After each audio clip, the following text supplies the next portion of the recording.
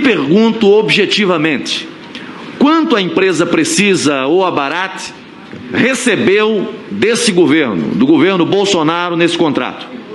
Nada. Não, peraí. A oposição disse aqui que esse é o maior esquema de corrupção do governo Bolsonaro. Eu vou lhe fazer a pergunta de novo.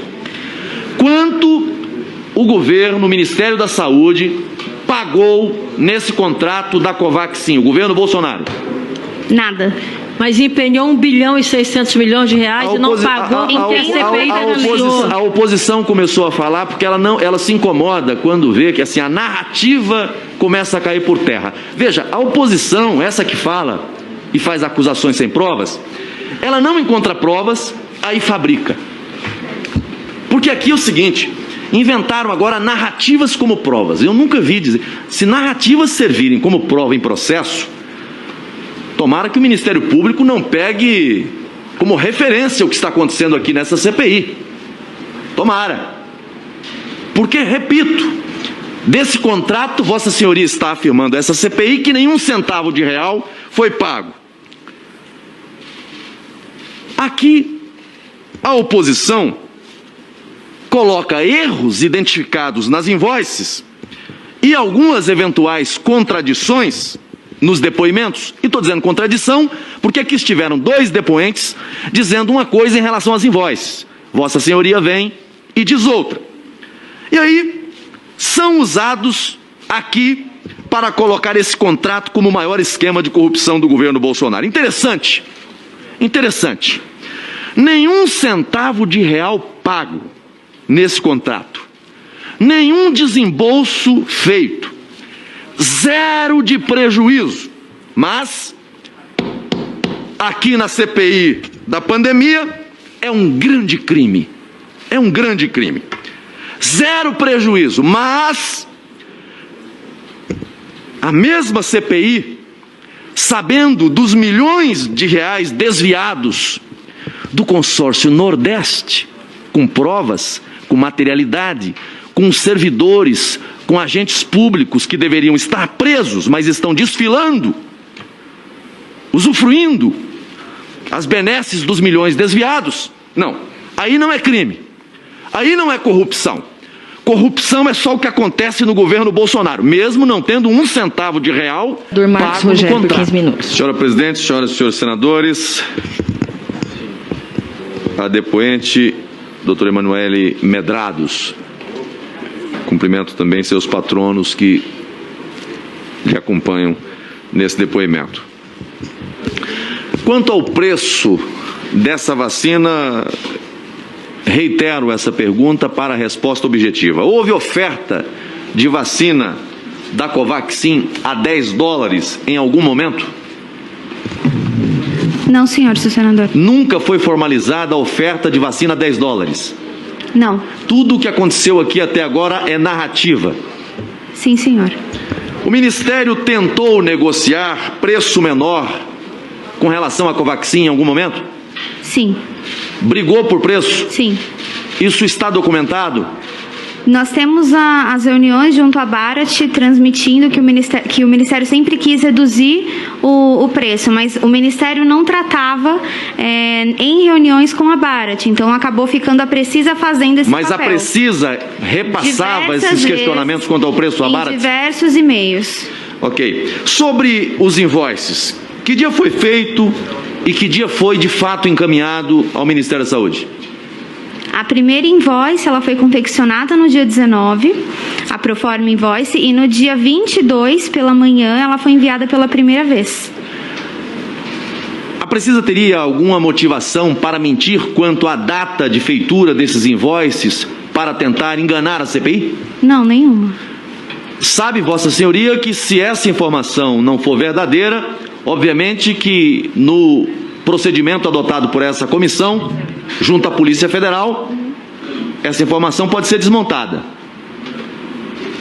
Sim, sei, já disse, desafiamos o William e o Ricardo a trazerem aqui as provas da forma que nós trouxemos. Estou fazendo essa indagação porque houve aqui 2 providências adotadas pela defesa da empresa. Uma, um laudo que foi encaminhado, mostrando que o arquivo não tinha sido adulterado, e um outro metadados com relação à data de confecção desse documento. Lhe pergunto, é comum erros em invoices pro forma? A Proforma Invoice, ela tem um caráter de draft, de rascunho. Ela sim é corrigida até o momento do embarque. Então, é comum acontecer Sim, é comum. erros em Proforma Invoice? Sim, é comum.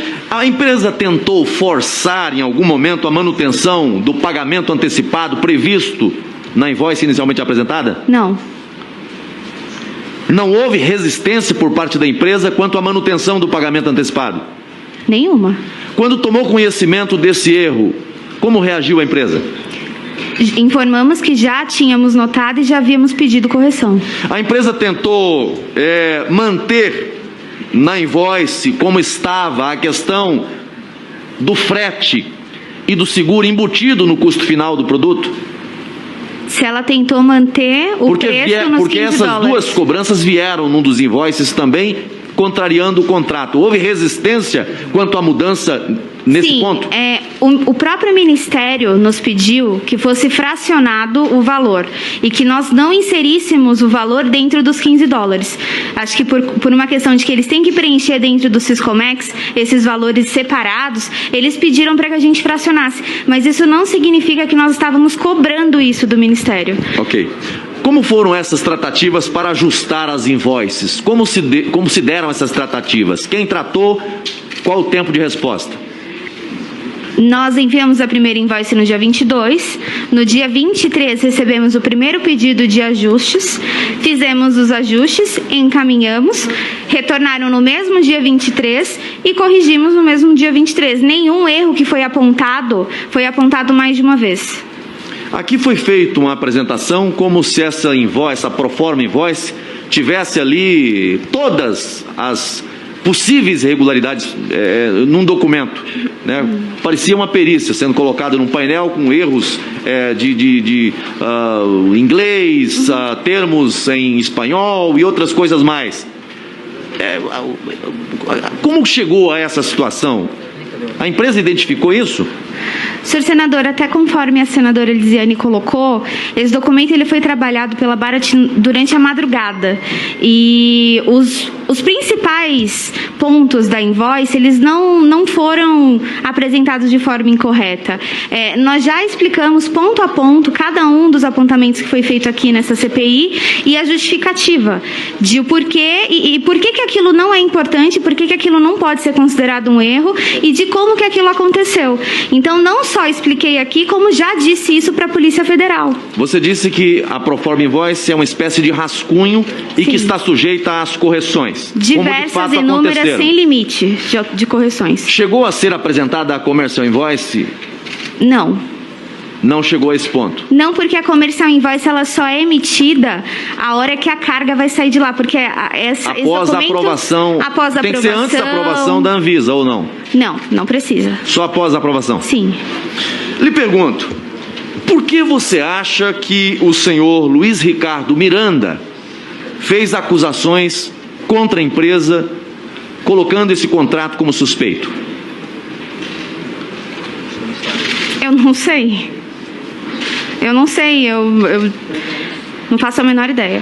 Como que era a relação da empresa com esse funcionário? Bom, nos outros processos de importação, o Luiz ele nunca foi muito ativo. A nossa tratativa sempre foi direcionada ao William e às outras pessoas do departamento. Eu conhecia o Luiz, sim, já tive reuniões com eles, mas nada nem muito próximo, nem muito distante, nem muito diferente. Então, eu realmente não sei, era uma relação normal entre um cliente e um fornecedor. Vossa Senhoria acompanhou o depoimento tanto do senhor Luiz Ricardo quanto do senhor William aqui nesta CPI? Em parte, senador, em parte. Do que acompanhou? Onde eles mentiram a CPI? Bom, com provas, nós entregamos aqui que eles mentiram quando eles disseram que levaram a invoice para o presidente da República. E também em relação quando eles receberam, né? Eles dizem que receberam essa invoice no link do Dropbox no dia 18, o que não é verdade. E o laudo, a perícia que vai sair, a perícia oficial, atestará essa informação? Atestará essa informação. Mais uma vez. atestará mais uma vez. Lhe pergunto objetivamente, quanto a empresa Precisa ou a Barat recebeu desse governo, do governo Bolsonaro, nesse contrato? Nada. Não, peraí. A oposição disse aqui que esse é o maior esquema de corrupção do governo Bolsonaro. Eu vou lhe fazer a pergunta de novo.